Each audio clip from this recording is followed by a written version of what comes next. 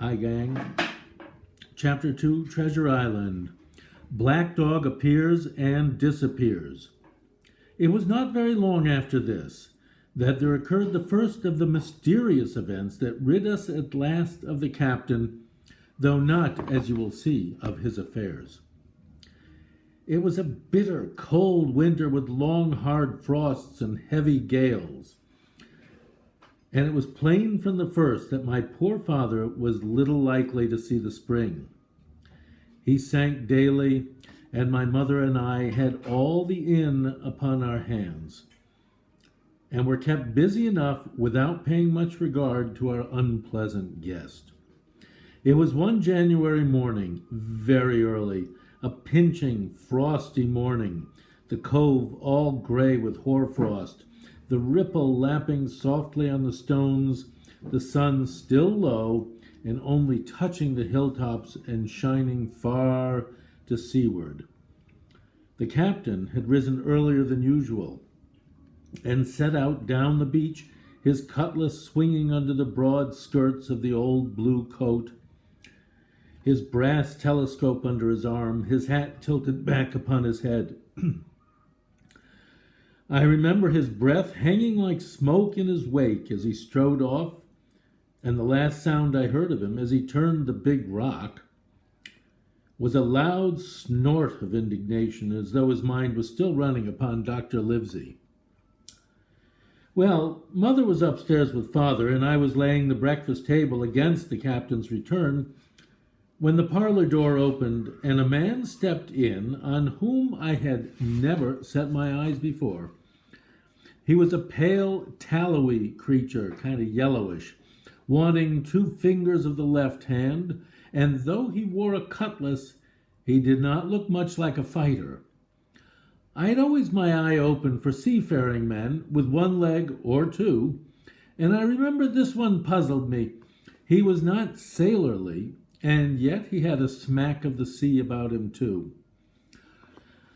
I asked him what was for his service, and he said he would take rum, but as I was going out of the room to fetch it, he sat down upon a table and motioned me to draw near.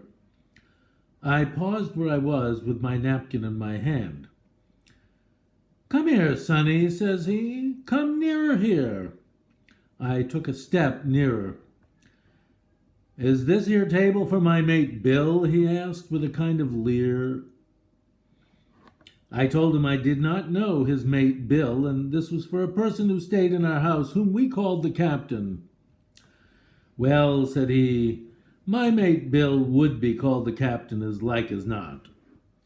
He has a cut on 1 cheek, and we'll put it, if you like, that's cheek's the right one." "Ah, well, I told you. Now, is my mate Bill in this here house?" I told him he was out walking. "Which way, sonny? Which way has he gone?"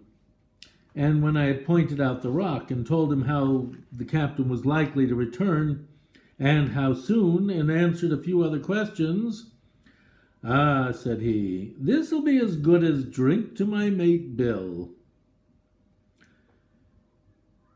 The expression on his face as he said these words was not at all pleasant, and I had my own reasons for thinking that the stranger was mistaken, even supposing he meant what he said. But it was no affair of mine, I thought, and besides, it was difficult to know what to do. The stranger kept hanging about just inside the inn door, peering around the corner like a cat waiting for a mouse. Once I stepped out myself into the road, but he immediately called me back, and as I did not obey quick enough for his fancy, a most horrible change came over his tallowy face, and he ordered me in with an oath that made me jump. As soon as I was back again, he returned to his former manner, half fawning, half sneering, patted me on the shoulder, told me I was a good boy, and he had taken quite a fancy to me. "I have a son of my own," said he, "as like you as 2 blocks, and he's all the pride of my art. But the great thing for boys is discipline, sonny, discipline." Now, if you'd sailed along of Bill's, you would have stood there to be spoke to twice, not you. That was never Bill's way, nor the way of such as sailed with him. And here, sure enough, is my mate Bill with a spyglass under his arm. Bless his old art, to be sure. You and me'll just go back into the parlor, sonny, and get behind the door, and we'll give Bill a little surprise. Bless his art, I say again. So saying, the stranger backed along with me into the parlor and put me behind him in the corner so that we were both hidden by the open door. I was very uneasy and alarmed, as you may fancy, and it rather added to my fears to observe that the stranger was certainly frightened himself. He cleared the hilt of his cutlass and loosened the blade in the sheath so he could get it out faster. And all the time we were waiting there, he kept swallowing as if he felt what we used to call a lump in the throat. At last in strode the captain, slammed the door behind him without looking to the right or left, and marched straight across the room to where his breakfast awaited him.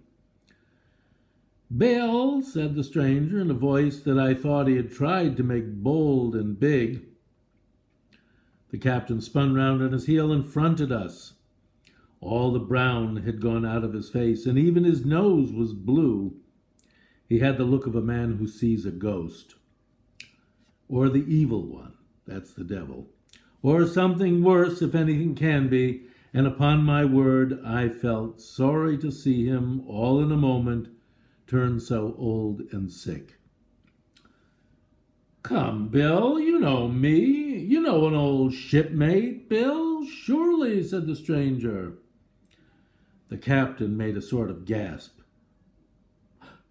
"Black Dog," said he. "And who else?" returned the other, getting more at his ease. "Black Dog as ever was, come for to see his old shipmate Billy at the Admiral Benbow Inn. Ah, Bill, we've seen a sight of times, us two, since I lost them 2 talons. Holding up his mutilated hand, he lost 2 fingers. "Now, look here," said the captain. "You've run me down. Here I am. Well then, speak up. What is it?" "That's you, Bill," returned Black Dog. "You're in the right of it, Billy. I'll have a glass of rum from this dear child here, as I've took such a liking to. And we'll sit down, if you please, and talk square, like old shipmates." When I returned with the rum, they were already seated on either side of the captain's breakfast table. Black Dog next to the door and sitting sideways, so as to have one eye on his old shipmate and one, as I thought, on his retreat. He bade me go and leave the door wide open. "None of your keyholes for me, sonny," he said, and I left them together and retired into the bar. That meant he didn't want anyone listening at the door at the keyhole. For a long time, though, I certainly did my best to listen. I could hear nothing but a low gabbling, but at last the voices began to grow higher, and I could pick up a word or two, mostly oaths, from the captain. "No, no, no, no, and an end of it," he cried once. And again, "If it comes to swinging, swing all, says I." Then all of a sudden there was a tremendous explosion of oaths and other noises. The chair and table went over in a lump, a clash of steel followed, and then a cry of pain, and the next instant I saw a Black Dog in full flight, and the captain hotly pursuing, both with drawn cutlasses, and the former streaming blood from the left shoulder. That's Black Dog. Just at the door, the captain aimed at the fugitive one last tremendous cut, which would certainly have split him to the chine, had it not been intercepted by our big signboard of Admiral Benbow. You may see the notch on the lower side of the frame to this day. The blow was the last of the battle. Once out upon the road, Black Dog, in spite of his wound, showed a wonderful clean pair of heels, and disappeared over the edge of the hill in half a minute. The captain, for his part, stood staring at the signboard like a bewildered man. Then he passed his hand over his eyes several times, and at last turned back into the house. "Jim," says he, "rum." And as he spoke, he reeled a little and caught himself with one hand against the wall. "Are you hurt?" cried I. "Rum," he repeated. "I must get away from here. Rum! Rum!" I ran to fetch it, but I was quite unsteadied by all that had fallen out, and I broke one glass and fouled the tap, that's the thing he pours with, and while I was still getting in my own way, I heard a loud fall in the parlor, and running in, beheld the captain lying full length upon the floor. At the same instant, my mother, alarmed by the cries and fighting, came running downstairs to help me. Between us we raised his head. He was breathing very loud and hard, but his eyes were closed and his face a horrible color. "Dearie me," cried my mother, "what a disgrace upon the house, and your poor father sick." In the meantime, we had no idea what to do to help the captain, nor any other thought but that he'd got his death hurt in the scuffle with the stranger.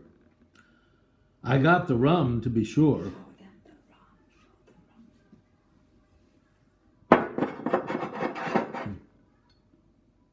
Here's the rum. Mount Gay, established 1703 in the Barbados in the Caribbean.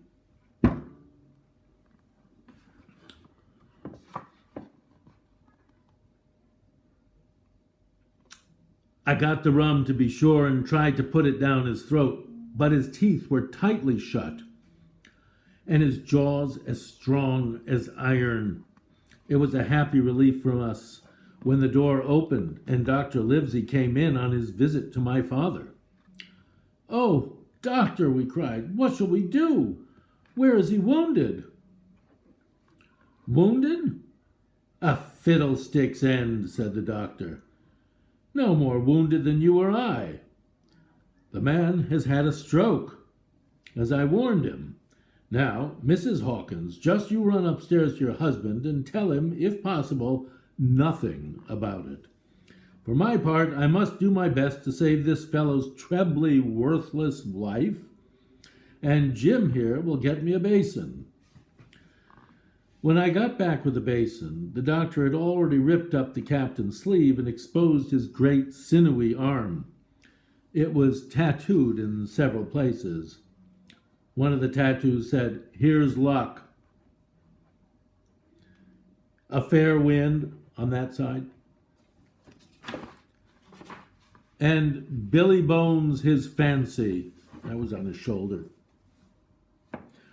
And were very neatly and clearly executed on the forearm, and up near the shoulder there was a sketch of a gallows and a man hanging from it, done, as I thought, with great spirit.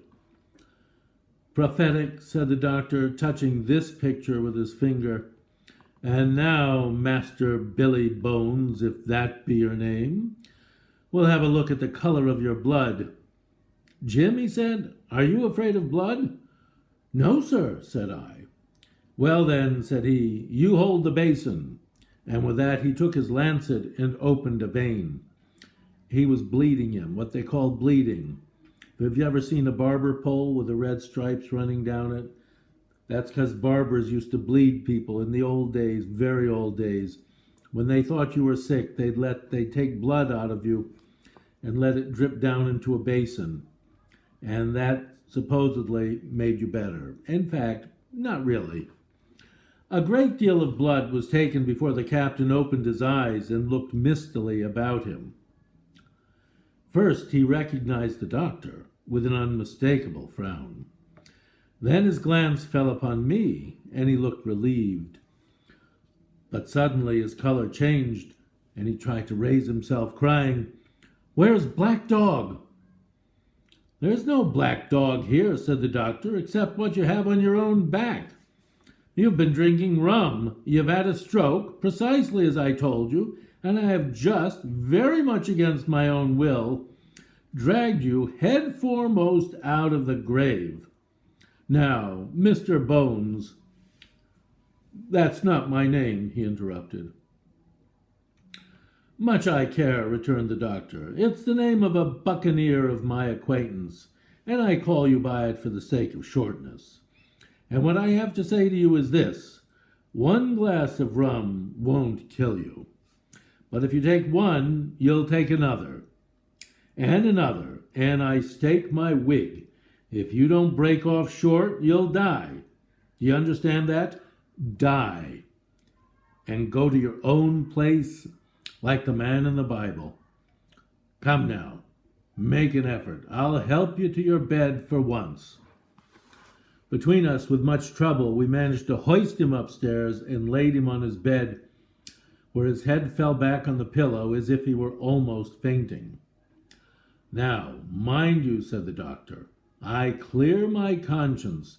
The name of rum for you is death. And with that he went off to see my father, taking me with him by the arm. This is nothing, he said as soon as he had closed the door. I've drawn blood enough to keep him quiet a while. He should lie for a week where he is. That's the best thing for him and you. But another stroke would settle him. That's the end of chapter 2. We'll stop it here.